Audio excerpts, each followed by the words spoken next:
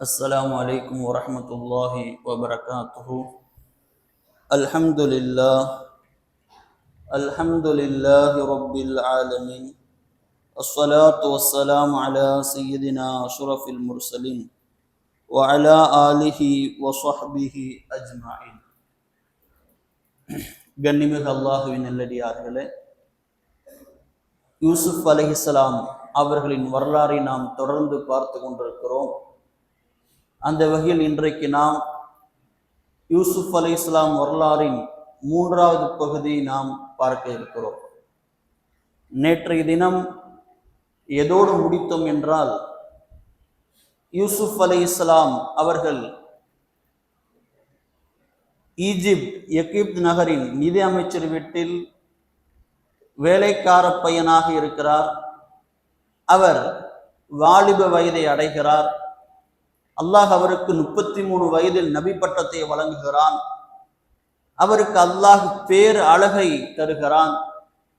அவரை பார்த்த மட்டில் யாராக இருந்தாலும் அப்படியே உறைந்து போய் நின்று விடுவார்கள். அவ்வளவு பேரழகுக்கு சொந்தக்காரர் யூசுப் அலைஹிஸ்ஸலாம்.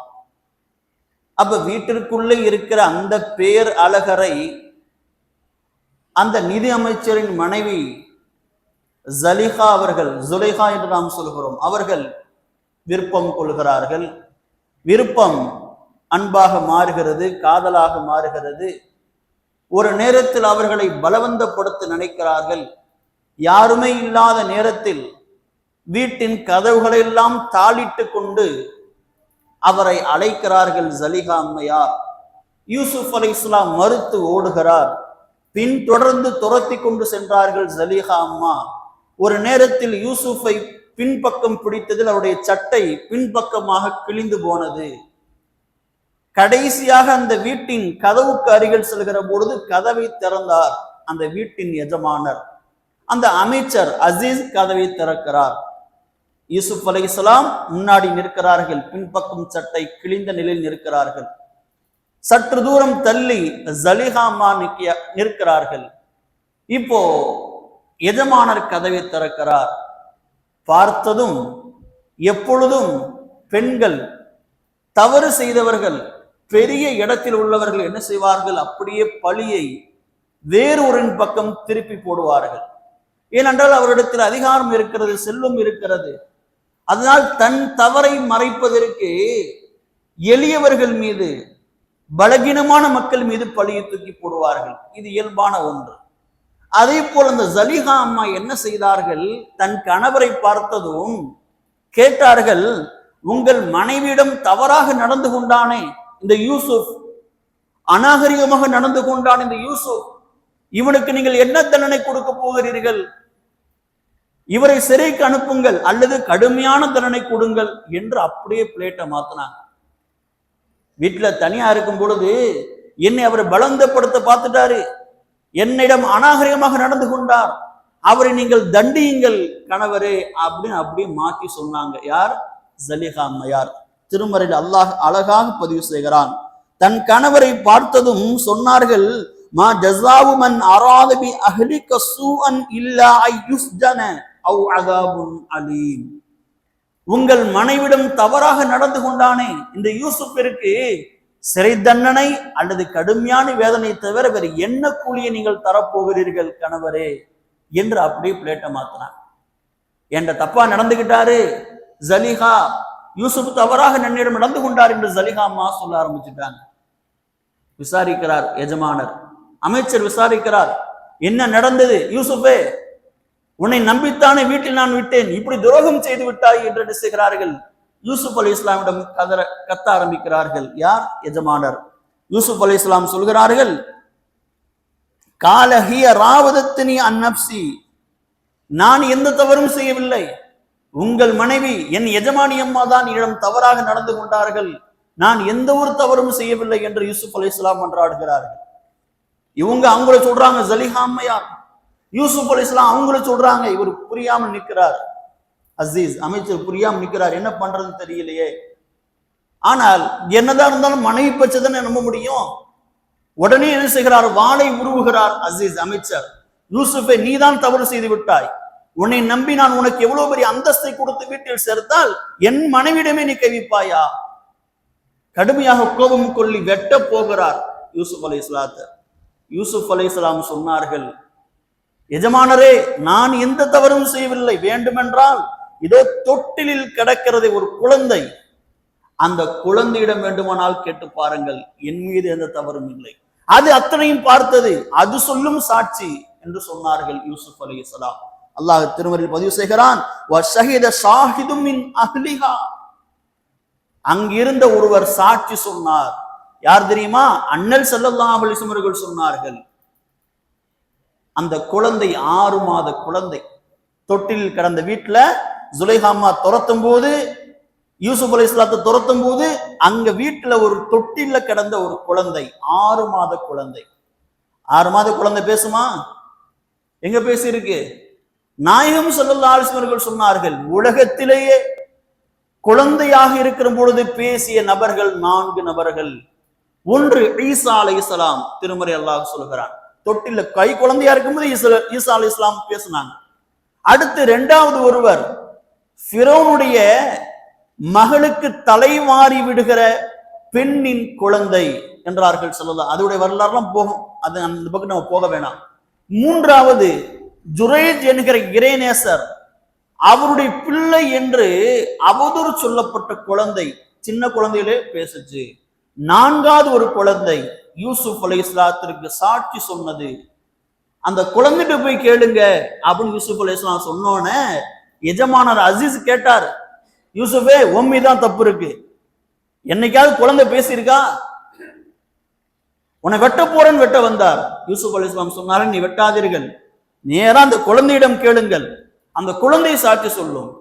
சரி, இவ்வளவு சொல்றானே, நேராக அந்த குழந்தையிடம் சென்றார்கள். அந்த குழந்தை அல்லாஹ் பேச வைத்தான். 6 மாத குழந்தை வாய் திறந்து பேசியது. என்ன பேசியது என்பதை அல்லாஹ் திருமறையிலே பதிவு செய்கிறான். அந்த குழந்தை பேசியது, இன்கான கமிசுஹு குத்த மின் குபுலின் ஃபஸதக்கத் வஹு மினல் காதிபீன். இந்த யூசுப் என்பவருடைய சட்டை முன்பக்கமாக கிழிந்திருந்தார். சட்டை பாருங்க, அல்லாஹ்வுடைய அந்த வரலாறை கதை சொல்கிற போங்கை பாருங்கள். யூசுப் அலைஹிஸ்ஸலாமுடைய சட்டை முன்பக்கமாக கிழிந்தது என்றால் ஜலிஹா அம்மா உண்மையை சொல்றாங்க, இவர் பொய்யர். அதே நேரத்தில் அந்த யூசுப் அலைஹிஸ்ஸலாமுடைய சட்டை பின்பக்கமாக கிழிந்திருந்தது என்றால் அந்த அம்மா போய் சொல்றாங்க, யூசுப் அலைஹிஸ்ஸலாம் உண்மையாளர். யோசிச்சு பாருங்க, யூசுப் அலைஹிஸ்ஸலாம் அந்த பெண்ணை பலவந்தப்படுத்த நினைத்தார் என்றால் அவர் முன்னே சென்று இருப்பார், இவங்க தடுத்திருப்பாங்க, அப்ப முன்பக்க சட்டை கிழிஞ்சிருக்கு. ஆனா அதே நேரத்துல அந்த அம்மா துரத்தி இருந்தாங்க. யார் ஓடுனா? யூசுப் அலைஹிஸ்ஸலாம் ஓடுனாங்க. அதனால பிடிச்சு இழுக்கும் போது பின்பக்கமா சட்டை கிழிஞ்சிருக்கும். இதை இந்த குழந்தை சொல்கிறது. யூசுஃபுடைய முன்பக்க சட்டை கிழிந்தது என்றால் அவர் தவறு செய்திருக்கிறார், அவர் பலவந்தப்படுத்த நினைத்தாரு, ஜலிஹாமா தப்பிக்க நினைச்சாங்க, அதனால அவருடைய முன் சட்டை கிழிஞ்சிச்சு. ஆனா அதே நேரத்தில் அவருடைய பின்பக்க சட்டை கிழிந்தது என்றால் அவர் ஓடி இருக்கிறாரு, தவறு செய்யாம ஓடி இருக்கிறாரு. இவங்க பலவந்தப்படுத்த நினைத்திருக்கிறாங்க, அதனால பின்பக்க சட்டை கிழிஞ்சிருக்கும் அப்படி அந்த குழந்தை வாயை திறந்து சொல்லியது. எஜமானர் பார்த்தார், யூசுப் அலைஹிஸ்ஸலாமுடைய பின்பக்க சட்டை கிழிந்தது. பின்பக்க சட்டை கிழிந்திருந்தது. அதிர்ச்சியில் உறைந்து போனாள் ஜலிஹா அம்மையார். புரிந்து கொண்டார் எஜமானர். அவர் புரிந்து கொண்டு சொன்னதையும் திருமறை சொல்கிறது. பலம்மா ரஆ கமிஸஹு குத்த மின் துபரின், யூசுப் அலைஹிஸ்ஸலாமுடைய பின்பக்க சட்டை கிழிந்ததை பார்த்த எஜமானர் அசீஸ் சொன்னார், கால இன்னஹு மன் கைது குன்ன இன்ன கைத குன்ன அதீம். நிச்சயமா அந்த பொம்பளைங்க ரொம்ப சதி பண்ணுவீங்க. அவங்க சொன்ன வார்த்தை, பொதுவா பெண்ணாலே சதிதான். உன் சதி என் மூளையும் மழுங்கடிக்க செய்து விட்டது. உண்மையில் நீதான் தவறு செய்திருக்கிறாய். யூசுப் மேல எந்த தப்பும் இல்லை. நீ அல்லாஹ்விடம் பாவ மன்னிப்பு கேள். அவர் சொன்னதை அல்லாஹ் திருமறையில் பதிவு செய்கிறான். இன்னக்கி குந்தி மினல் காத்தியின், நீதான் தப்பு செஞ்சிருக்க, அல்லாஹ்விடம் பாவ மன்னிப்பு கேள். யூசுப் மேல எந்த தவறும் இல்லை. யூசுஃபே, என்னன்னா மனைவி இல்ல, இந்த விஷயம் வெளியே போனா யாருக்கு அசிங்கம்? எஜமானருக்கு தான் அசிங்கம், அமைச்சருக்கு தான் அசிங்கம். அதனால் சொல்றாரு, சரி ஏதோ தப்பு பண்ணிட்ட விட்டுரு, யூசுஃபே அரிது அன்ஹாதா, இதை நீ விட்டுரு, பெருசு எடுத்து பண்ணாத, வெளியே இன்னும் சொல்லாத, மூடி மறைச்சிரு, இது வெளியே போனா எனக்குத்தான் அசிங்கம், எங்கேயும் வெளியே சொல்லாத என்று யூசுப் அலைஹிஸ்ஸலாத்தை சமாதானப்படுத்தி அனுப்பிடுறார். சில காலம் செல்லு, எந்த உண்மையை மூடி மறைக்கவே முடியாது, உண்மையை மூடி மறைக்கவே முடியாது. அந்த விஷயம் கசிய ஆரம்பிச்சிச்சு. அந்த அமைச்சர் குலத்து பெண்கள் இருக்கிறாங்க, மூத்த குடிமக்கள், அரசாங்க பொறுப்புல இருக்கிறவங்க, இவங்களுக்கெல்லாம் இந்த செய்தி போகுது. அவங்கள பேச ஆரம்பிச்சாங்க. பேச ஆரம்பித்ததையும் திருமறை பதிவு செய்திருக்கிறார். அந்த மூத்த குடி அமைச்சர் குல பெண்கள் எல்லாம் பேசினார்கள்.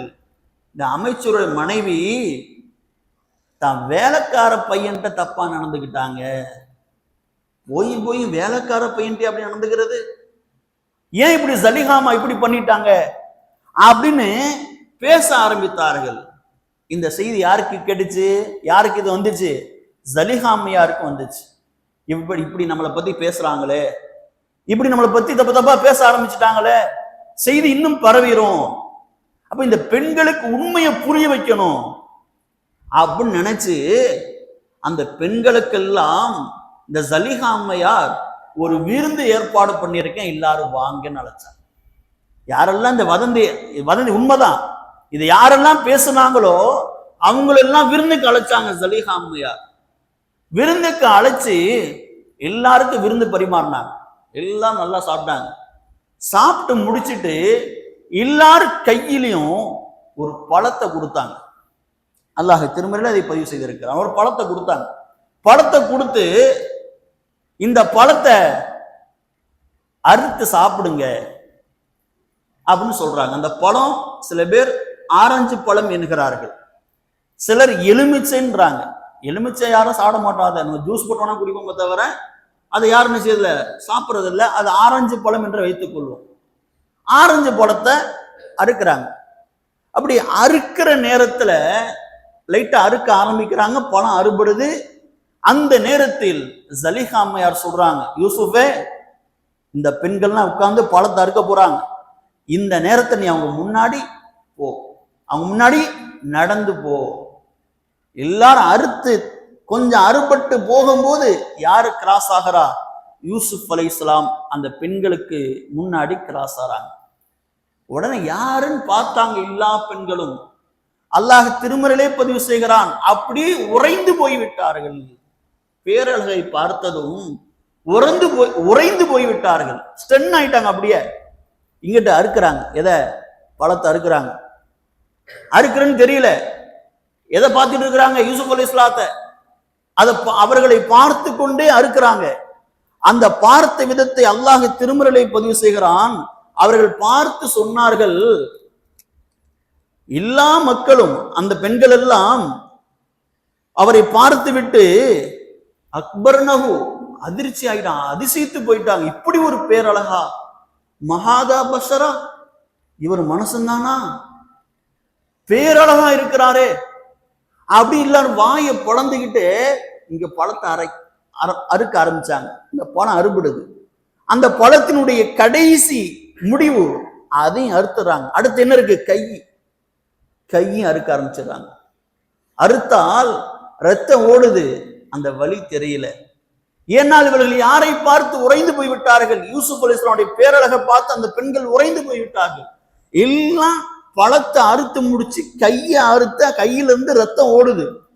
இப்ப ஜலிஹாமையார் பெண்களே அப்படின்னு ஒரு சத்தம் போட்டு ஒரு கையை தட்டினாங்க, பட்டாரம் தட்டினாங்க. அப்போதான் எல்லாரும் நினைவுக்கு வர்றாங்க. பெண்கள்லாம் பார்த்தா எல்லாரும் கையிலும் ரத்தம், எல்லாரும் கையிலும் ரத்தம்.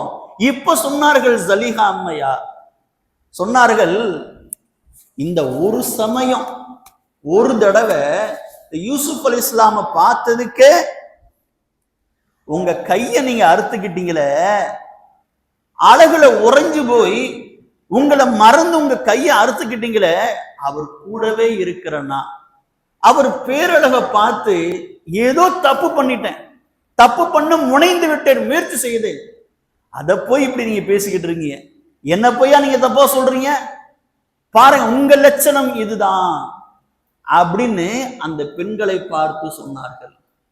அந்த பெண்கள்லாம் கையை தொடச்சிக்கிட்டே சொன்னாங்களாம், உண்மைதான், இப்படிப்பட்ட பேரழக வச்சுக்கிட்டு நீ செஞ்சது ஒண்ணும் தப்பான விஷயம் இல்லை, நீ யாராலும் என்ன செய்ய முடியாது, இப்படி ஒரு அழகரை வச்சுக்கிட்டு தவறான பாதைக்கு போகாமலாம் இருக்க முடியாது, கவலைப்படாத ஜலிஹா, நாங்க வேணா பேசுறோம் யூசுப்ட.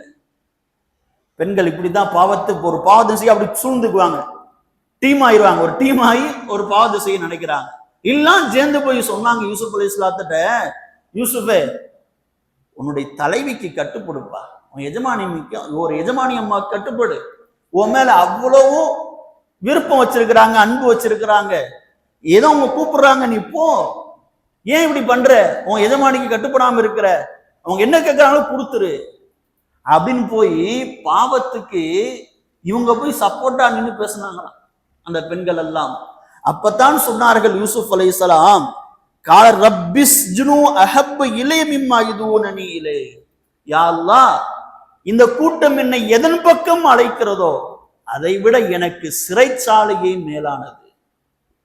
தவறான விபச்சாரத்தின் பக்கம் அழைக்கிறார்களே, இதை விட எனக்கு எது மேலானது, சிறைச்சாலையே மேலானது என்று அல்லாஹ்விடம் துஆ கேட்டார்களாம் யூசுப் அலைஹிஸ்ஸலாம். அதனால்தான் நாயகம் ஸல்லல்லாஹு அலைஹி வஸல்லம் அவர்கள் சொன்னார்கள், 7 நபருக்கு நாளை மறுமையில் அல்லாஹு தாலா நிழலே இல்லாத அந்த நாளில் தன் நிழலை தருகிறான். அந்த 7 பேரை வரிசை 6 பேரை சொல்லிட்டு 7வது நபரை சொல்லுவாங்க ரசூல் ஸல்லல்லாஹு அலைஹி வஸல்லம், ரஜுலுன் ஒரு மனிதர். எப்படிப்பட்ட மனிதர் என்றால், தஅத்துஹு இம்ராஅத்துன் ஒரு பெண் அந்த ஆணை அழைத்திருப்பாள், அழகுள்ள தாத்த ஜமாலின் வ மன்சிபின் அழகுள்ள குடும்ப பாரம்பரியம் மிக்க ஒரு பெரிய குடும்பத்தை சேர்ந்த பெண் ஒரு ஆணை தன் தவறான பாதைக்கு அழைத்திருப்பால், அவர் சொல்லுவார், இன்னி அஹாஃபுல்லா, இல்ல நான் அல்லாஹ்வை பயப்படுறேன், தப்பான பாதைக்கு நான் போக மாட்டேன்னு சொல்வாரே, அந்த இளைஞருக்கு அந்த மனிதருக்கு நான் என் நிலை தருகிறேன் என்று அல்லாஹ் சொல்கிறான் என்று நாயகம் ஸல்லல்லாஹு அலைஹி வஸல்லம் சொன்னார். இப்படிப்பட்ட ஒரு சூழல் நமக்கு வந்தால் நம் கருப்பை நாம் பாதுகாக்க வேண்டும். ஏனென்றால் யார் கருப்பை பாதுகாத்துக் கொள்கிறாரோ அவருக்கு இந்த உலகத்திலே மார்க்கத்திலே அதிகமாக பேசப்பட்ட விஷயம் இதுதான், கற்புழக்கம். அது ஆணாக இருக்கட்டும் பெண்ணாக இருக்கட்டும், அவர்கள் தன் கருப்புழக்கத்தை பாதுகாத்துக் கொண்டார்கள் என்றாலே அவர்களுக்கு சொர்க்கம் தான், அவர்கள் இம்மையிலும் மறுமையிலும் வெற்றிக்குரியவர்கள். ஆனால் இந்த விஷயம் பல பேர் தெரியாம இருக்கிறாங்க. உண்மை அதுதான். குர்ஆனுடைய பல இடங்களில், ஹதீஸின் பல இடங்களில் இதை நாயகம் போதித்திருக்கிறார்கள். அப்படி கருப்புலக்குளத்தோடு யூசுப் அலைஹிஸ்ஸலாம் இருக்கிறாங்க. இதை சொல்ல கேட்டவுடனே இவங்க நீங்க எதுக்கு கூப்பிடுறீங்களோ அதை விட எனக்கு சிறைச்சாலை மேலானதுன்னு சொன்னாங்கடா இல்லையா, இந்த ஜலிஹாமா இந்த வார்த்தை கேட்டதும் டென்ஷன் ஆகுறாங்க. உனக்கு என்னென்ன பண்ணிட்டேன், எவ்வளவு பண்ணிருக்கிறேனே, ஏன் இப்படி ஆசைக்கு இணங்காமல் இருக்க? ஜலிஹாமா கடுமையாக திட்டுறாங்க, கடுமையாக பேசுறாங்க. கடைசியா கோபம் வந்து, நீ சிறைச்சாலைக்கு போறதா நல்லது, ஒன்று என் ஆசைக்கு இணங்கு, இல்லை எனில் நீ சிறைக்கு செல். தன் கணவரிடம் பேசுகிறார்கள் ஜலிஹாமையார். இந்த யூசுப் இங்க நடந்த விஷயத்தெல்லாம் வெளியே சொல்லிட்டான், எனக்கு தப்பான பேர் வந்துருச்சு, உங்களையும் தப்பா பேசுவாங்க, அவரை எப்படியா நீங்க சிறைச்சாலையில சேர்த்துருங்க, அவரை சிறைக்கு தள்ளுங்க. இவரும் யோசிக்கிறார். ஆனால் ஒரு நாணமிக்கவர், ஒரு உண்மையாளர் அந்த அசீஸ் அமைச்சர் தன்னுடைய சில ஆள்கிட்ட மசூரா பண்றாரு. மசூரா பண்ணிட்டு என்ன பண்ணலாம் இப்படி இருக்க சூழல். அப்ப எல்லாம் சொல்றாங்க, அவர் தப்பு பண்ணலதான், அவருக்கு சிறைங்கிறது அநீதியான ஒன்றுதான், ஆனால் இந்த பேச்சு அடங்கணும்னா அவர் இந்த இடத்தை விட்டு போறதான் நல்லது. சரி என்று அநியாயமாக என்ன செய்கிறார்கள், யூசுப் அலைஹிஸ்ஸலாத்தை சிறையில் தள்ளுகிறார்கள். சிறைக்கு செல்லப்படுகிறார். சிறையில் சென்றதும் ஜிப்ரீல் அலைஹிஸ்ஸலாம் அவர்கள் அவரை சந்திக்கிறார்கள். அப்ப யூசுப் அலைஹிஸ்ஸலாம் கேட்டார்கள், அல்லாஹுடைய வானவரே, அல்லாஹுடைய நபியான எனக்கு ஏன் இவ்வளவு கஷ்டம், ஏன் இவ்வளவுக்கு நான் கஷ்டத்திற்கு உள்ளாகிறேன் என்று கேட்டார்கள்.